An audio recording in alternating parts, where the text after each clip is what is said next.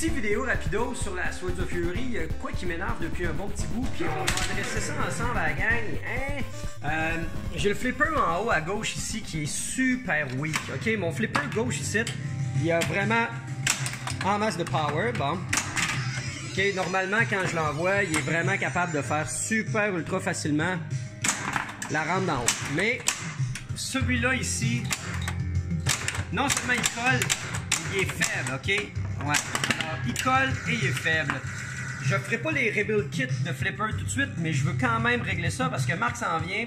Puis je pense qu'on va jouer une coupe de game, alors ça serait le fun qui fonctionne bien. On va aller voir en dessous qu'est-ce qu'on peut faire. Il y a eu plusieurs façons de faire pour activer deux flippers à partir d'un même bouton.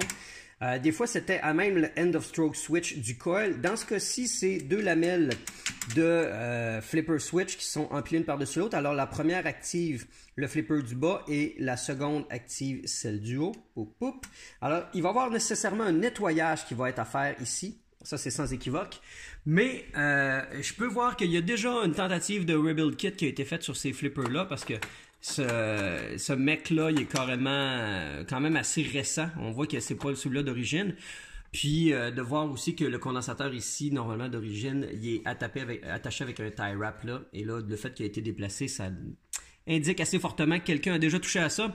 Et de plus, je pense que vraiment la plus grosse indice, c'est les soudures en super ultra mauvaise condition. Alors le fil qui est ici, c'est lui qui vient entre autres alimenter en puissance notre coil là. Alors systématiquement, ce que je vais faire, c'est commencer par refaire des soudures qui ont du bon sens. Parce que voyez-vous là, je pourrais jouer après encore quelques secondes là, puis d'après moi, ça va venir dans les mains là. Et voilà, c'est à se demander si c'était soudé en fait. C'est atroce là, je suis vraiment sur le point d'être capable de le sortir de son trou. Ok, ça fait que je vais souder ça comme du monde, ce qui fait qu'on va avoir de la puissance. Après ça, je veux comprendre pourquoi ça colle. Normalement, si ça colle, c'est qu'il va avoir en fin de compte un coincement avec la switch ici, ce qui peut être une raison pourquoi ça colle. Des fois, ça arrive que ça se désaligne, ok? Les vis ici se dévissent avec le temps et le coil vient à perdre sa parallélité avec le plunger. Et quand il n'est plus parfaitement parallèle, ça arrive que le plunger il cogne puis il colle. Enfin, et on dirait que oui, il y a eu une magnifique application de graisse. Alors, ça m'est... Ouais, ça peut que ça se colle. Et aussi, l'autre problème, c'est ces fameux ressorts-là qui sont appelés, en fin de compte, à casser régulièrement à cause de la force. Alors, voyez-vous, ils sont comme concentriques, ils se compressent, mais un simple désalignement fait en sorte qu'ils ne se compressent plus assez bien et qu'à ce moment-là, ça casse. Alors, ce qui s'est passé avec les rebuild kits qui ont suivi par la suite, c'était une petite pièce de métal ici, avec un ressort là qui venait s'attacher ici pour faire office de retour, finalement, au lieu, et ça permettait de se débarrasser de ce infamous spring. J'ai dévissé le coil, ça se fait quand même assez facilement avec deux petites boat Allen. Et un petit life hack, quand j'ai des vis que je démonte dans le playfield, j'ai colle sur l'élément du speaker, très pratique, comme ça on les perd pas. Et puis bon, pour en finir, le shaft était très noir, il y avait le shaft noir. Ça fait que j'ai utilisé mon fameux dégommeur. Et ça va aider, en fin de compte, d'après moi, là, il y a eu un graissage qui a été fait. Et c'est un gros nope. On ne graisse jamais un plunger. Regardez-moi ça, on va... Hey, je suis pas capable de sortir la sleeve. Ça, j'haïs ça. Quand le coil serre... Ah oui, je pense que je vais l'avoir. Je changerai pas le sleeve tout de suite, je vais juste le nettoyer, mais il a clairement été graissé. Ça fait que ça peut être une des raisons pourquoi ça colle. D'après moi, c'est ce qui doit arriver. Avec la force de l'impact du solénoïde, c'est assez suffisant pour le faire jammer. On nettoie ça. J'ai remonté le coil après avoir fini de nettoyer le plunger, le sleeve. J'y vais pas complètement à fond. C'est pas encore le rebuild kit, comme je le dis. C'est vraiment juste un petit fine-tune, là. J'ai nettoyé aussi la end of stroke, une petite affaire pour qu'elle soit a little bit more shiny. Et le mouvement est... très agréable. Je viens de refaire la soudure ici qui, comme je le disais, était tellement faite en cabochon, ça n'a aucun bon sens. J'ai envie de refaire ceux-là là, pour l'instant. Sauf que Marc est arrivé! Salut Marc! Alors, je veux pas trop m'attarder sur la Swords of Fury pour l'instant. On risque d'avoir une belle journée remplie de belles petites affaires. Alors, ça se peut que je reçoive un colis dans très peu de temps. Et si c'est ce que je pense que c'est ce que c'est, Oh! On va avoir du beau unboxing à vous présenter. Si tout va bien aussi, j'ai un client qui est supposé m'amener une machine de Victoriaville, donc on va avoir un New Game Get d'une certaine manière. Puis, ce qu'on va surtout faire en ce moment, comme je disais, on a une petite to-do list, on a le bord de la Raiden, que Marc a réparé le son, alors on va faire un petit test sur mon bench test JAMA du Raiden, savoir si le son est vraiment stable. On a un autre problème de son aussi sur la Galaga du McFly qui fait... Alors ça, on va essayer d'aviser ça. On va peut-être taponner un peu sur le playfield de la Jungle Queen. On va surtout regarder après ça la Alien Poker. Puis si tout va bien, on va peut-être même faire du rétro gaming. Grosse journée? Oui. Hein? On va se refaire des petits cafés. Il est déjà à sec, puis moi aussi, j'en ai un qu'un de prix. On va voir ce que ça donne, mais que j'en prenne 2. Alors on s'amuse à voir ce que ça dit. J'ai déjà un excellent feeling. Il y a déjà beaucoup plus de power. Yes! Alors voyez-vous, ça aurait été impossible avant la réflexion. Puis non seulement ça, mais ça colle plus en plus. Alors, on va pouvoir s'amuser un petit peu avec la Sword of Fury tantôt. Yeah! Cool! Ok, ça fait que... Marc, on va-tu voir genre la Raiden? On va commencer par tester la Raiden sur le bench test. Good! Ah, ma petite valise bench test d'arcade. La dernière fois qu'elle a eu à se déployer sous nos yeux, c'était quand j'ai fait le test de démarrage de l'écran cathodique qui a fait un fuck away dans ma face. On s'en rappelle tous. Alors, aujourd'hui, ça devrait aller un peu mieux. Marc, on a devant nous le board de la Raiden 2 de la McFly qui avait le problème de son. Qu'est-ce que tu as eu à faire dessus finalement? Ben moi j'ai pas, moi je l'ai mis, je l'ai installé chez nous puis j'ai pas été témoin du problème de son, mais on va y aller dans l'ordre logique là. J'ai commencé par changer le petit chip d'ampli ici. Okay. Parce que selon la description que tu m'avais donnée du problème, en ordre logique, ce serait lui à essayer en premier. Là. Ah, ok. Fait qu'on va essayer ça. On va regarder qu'est-ce que ça donne là, un coup que c'est allumé 18 heures par jour. Malgré que je l'ai laissé allumer pendant 2 jours chez nous, puis j'ai pas eu pas eu de problème. Bon. Puis si ça règle pas le problème, ben, on poursuivra dans l'ordre des... Qu'est-ce qui se passe avec toi, Poupoune? On a un freezes. Ah bon. Il y a de la misère avec mon sync. Un board qui est devenu défectueux. Ah, ok. On dirait que c'est mes connecteurs. Parce qu'on dirait que quand je joue avec mon connecteur ici, il vient à bout à donner un petit peu de vie, là. Ok, ça fait que je vais faire une petite révision de mon connecteur. Puis essayer de comprendre pourquoi il y a de la misère de même. Après avoir fait plusieurs tests de sync, je suis pas capable en ce moment de syncer le board JAMA de Raiden avec mon convertisseur LCD. Ça marche bien avec mon 19 en 1, mais là pour l'instant, je veux juste être sûr que le son fonctionne bien. J'ai carrément mis un nouveau speaker. Écoutez, j'ai presque refait les soudures de toute ma couette tellement elle est faite cheap. Ah, alors là, normalement, on peut-tu même... Voilà. On a du son, ça fait qu'en ce moment le board roule, ça va bien. On serait pas supposé avoir un coup. Ça fait pas du bruit quand tu tires. Ah oui. Ok. Bon. Alors au moins en ce moment le son fonctionne bien. Et je suis convaincu qu'une fois qu'on aura mis le PCB dans la borne côté vidéo, tout va être stable. J'ai pas envie de me battre plus là-dessus pour l'instant. On va regarder... on a aussi un board de Galaga avec un problème de son. On a un adaptateur JAMA. On va regarder ce que ça dit aussi côté son. Ah, bon, au moins une chose de réglée. J'ai fait un petit setup de fortune pour Marc pour qu'il puisse travailler sur le bord de la Galaga. Il va ouvrir les 2 panneaux et réviser toutes les soudures de la section audio parce qu'un simple contact, un peu tantôt, a ramené en fin de compte le son à sa jeunesse première. Ça fait que pendant qu'il va travailler là-dessus, moi je vais embarquer sur quelque chose de tout aussi croustillant.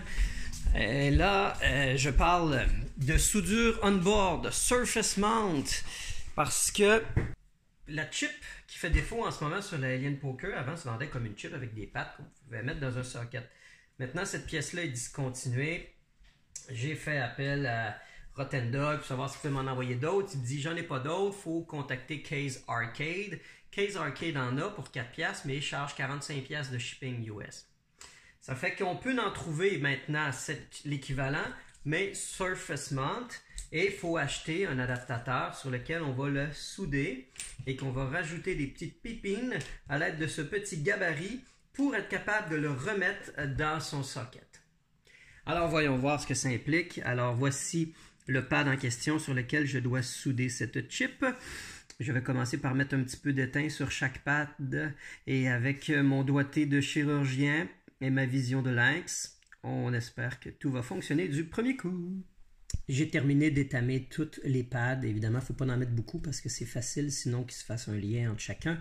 On va prendre maintenant la chip et la petite notch nous indique le sens dans lequel la mettre. Alors, quand je parle de notch, c'est la petite pépine en haut. Regardez, ça fait une espèce de petit crabe. On a comme deux petits yeux avec un sourire et les 1000 pattes, ce qu'il est trognon. OK, ça fait que la patte numéro 1, qui est celle-là en haut à gauche, c'est en fait la patte en haut à gauche, qui est à gauche de la petite notch en question. Alors, on le positionne extrêmement précisément pour que le contact se fasse bien. Et après ça, normalement, tout ce qu'on a à faire, c'est chauffer chaque pad, un après l'autre, et la soudure va se faire instantanément. La chip est finie de souder en utilisant la technique de mettre le solder juste avant et de chauffer les pattes. Ça va très rapidement. Le plus long, c'est pratiquement juste de tester au multimètre. Après ça, la continuité, chacune des pattes avec le pad en dessous pour être sûr que chaque patte fait un très bon contact. Maintenant que c'est fait, j'ai coupé en fin de compte la petite braquette de pattes qu'ils nous ont fournie avec le kit.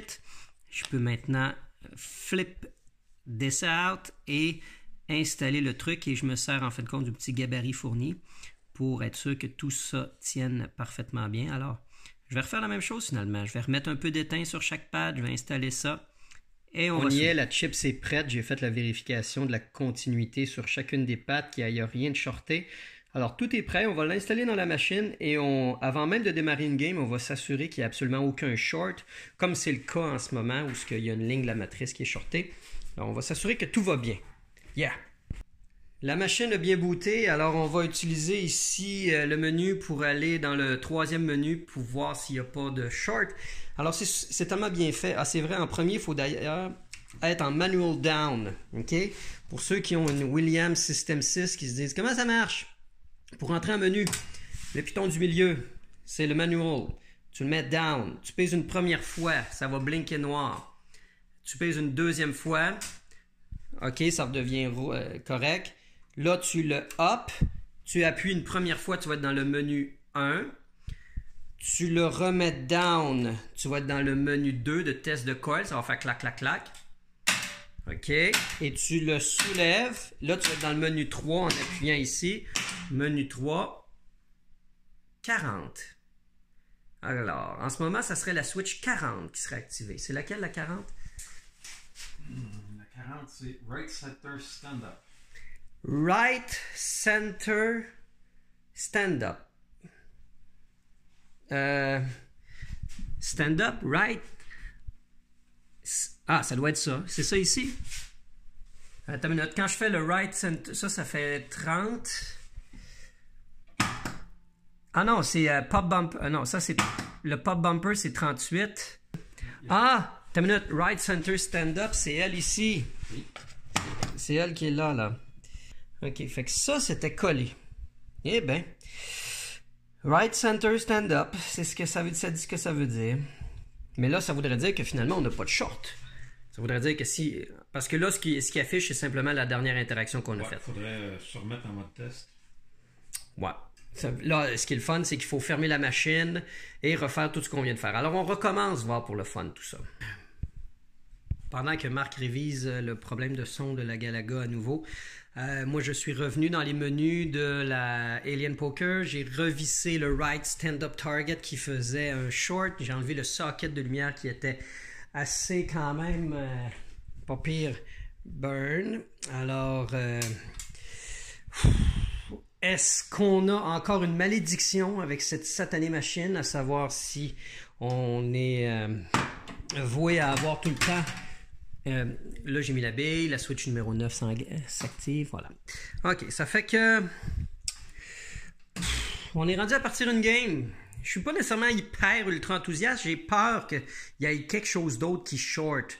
Parce que là, en ce moment, j'ai le feeling qu'on va être capable de partir la game, que tout va très bien fonctionner, mais qu'après peut-être 1 minute de jeu, 2 minutes, il y a quelque chose qui va créer un problème. Qu'est-ce que je ferais sans toi, Marc? Parce que Marc a révisé mes soudures et j'avais une petite papate de fail. La petite papate qui gérait toute la ligne qui est ici, c'est-à-dire que c'est pour ça que j'avais comme plus de plumb ball, ball roll, credit, right, corner switch, center, switch left, corner slam, c'est high score reset. J'avais plus rien de ça à cause de ma patte. Alors j'ai foutu les instructions derrière le meuble. Bon, le moment reluctant. Est-ce que tu aimes la francisation du terme reluctant? Reluctant? Alors, on relucte à donf ici. Et on regarde qu'est-ce que ça donne après un petit peu de gameplay. Ah oui, peut-être une bille. Qu'est-ce que vous en dites, les copains? Voilà. Marc, tu me filmes un petit peu, voir si le gameplay suit. S'il arrive quoi que ce soit, on va... fais sûr de bien filmer le player one score. Oui. Parce que des fois, il scorait des points de façon random. Là, le lane change ne fonctionne pas parce que je l'ai désactivé. Ça fait partie de ma stratégie. Je suis vraiment surpris comment les flippers sont forts. Je les avais bien révisés dans le temps. Bon. Le but, entre autres, de cette game-là, c'est de faire les targets dans l'ordre pour qu'ils restent stockés. Alors, si on ne les fait pas dans l'ordre, ils restent. Alors, il faut faire 10 allez dans le roi as.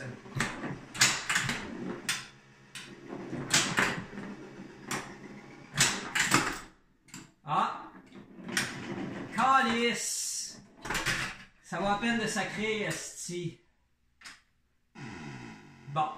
Le left spot bumper a fait un short puis a tilté la game. Je la déteste. Ça fait qu'on va regarder, voir tout de suite côté son si c'est endurable. Explique-moi, Marc, d'ailleurs, pourquoi le board de Galaga fait un I à la base quand on l'ouvre? Toutes les boards Galaga font ça. Il y en a que c'est moins pire, il y en a d'autres que c'est plus pire. C'est parce que les chips sont pas initialisés tout simplement, puis ils émettent des sons au hasard quand le board démarre. Mais pourquoi ils sont pas initialisés, comme par exemple, si tu fais, on ouvre Pac-Man ou Miss Pac-Man, ça fait pas ça? Pourquoi ça faisait ça dans Galaga? Probablement que dans le design, qu'est-ce qu'ils ont fait? La plupart des boards, quand le gars fait le circuit, il décide de, je sais pas, mettre des résistances pour que les chips partent initialisés dans un état qui sont fermés. Puis dans ce board-là, ils ont sûrement oublié, là, parce que tous les boards de Galaga... Eh ben, tu parles d'une drôle de... Bref... Ça, c'est donc le hissement normal d'un board de Galaga. Et en ce moment, son problème, c'est qu'il va se mettre à en faire encore un plus fort une fois que ça va être terminé. Ah, tu vois, on a quand même un petit début. Ah, mais le I est encore présent. Ok, ça fait que si j'essaie de voir de partout. Le signe vidéo est déjà un peu mieux, là. Mais c'est quand même assez tannant, merci. On n'a pas de musique. On n'a pas de piou-piou. Okay. Fait qu'on a eu le crrrr, mais pas le reste. Ah. Comment? Si on monte le son, est-ce que le bruit de fond monte ou s'il reste pareil? Lié l'autre bord, hein? Veux-tu tenir la caméra? Ah, on a eu un crash, par exemple. Ouais. Alors le silement est tributaire du père. J'ai fait un reset pour le fun.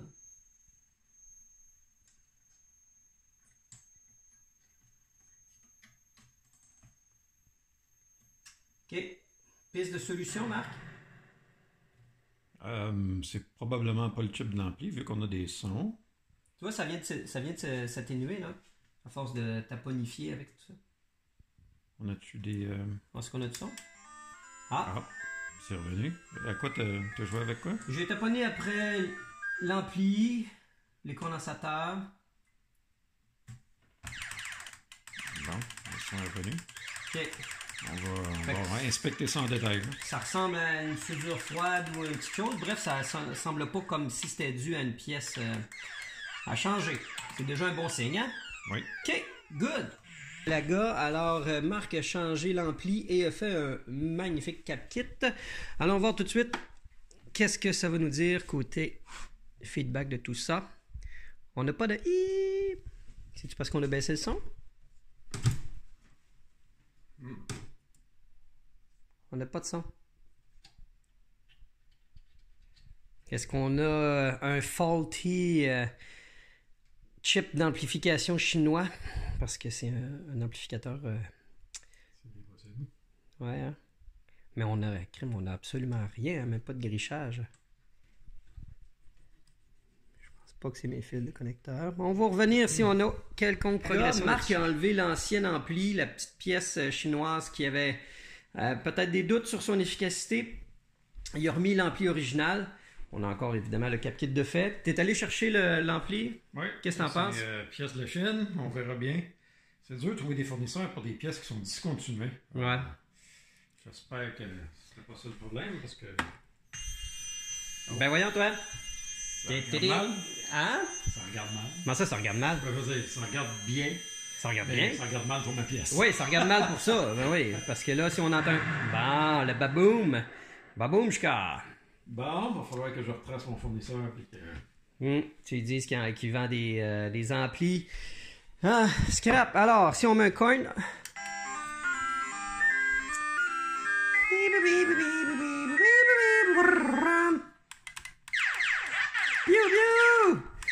Bon. Ben, ça va être le fun pour aller au moins porter ça au Mac. Au moins la Raiden.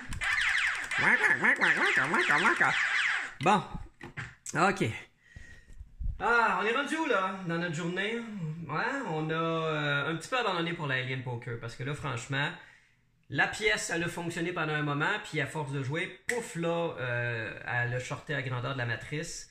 Alors, on a des options, soit vraiment d'essayer de ramener les anciens boards, ou de racheter continuellement la nouvelle chip, puis essayer de trouver pourquoi ça shorte de même. En tout cas, au moins aujourd'hui, qu'est-ce qu'on a de fait? On a la Galaga, on a la Raiden, on a installé la Bronco, et bon, j'ai ma petite Jungle Queen ici, mais je sais pas si on va taponner dessus. Qu'est-ce qu'on fait? On va-tu au McFly installer la board de la Galaga, de la Raiden? Je prends une bière. Prendre une bière? C'est bien mérité. Sounds good. OK, on se rejoint là-bas. Hey! Présentement au Happy Hour du McFly, on vient de mettre le board dans la Galaga et on a du son qui fonctionne à merveille. Alors,